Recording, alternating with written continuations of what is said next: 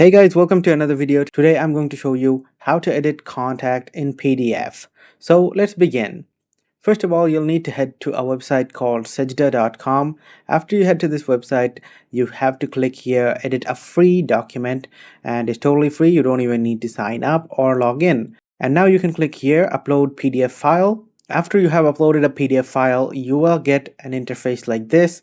Now, suppose I need to change my contact information. I need to change my company name. So I will select over here. But before that, make sure you're selecting the text option, because if you select this option, then you will be able to change texts in your PDF. So as you can see, I have changed my company name over here. Now I will click on text again as I am done editing the text of the PDF file. After that, I will click on apply changes over here, and then the task will be processed, and then you can simply download the PDF file. I have now opened the PDF file, so you can see that I have changed the company name. So that's how you will be able to edit contract in your PDF. So guys, if you found this video helpful, please leave a thumbs up and subscribe to our channel for more helpful videos like these.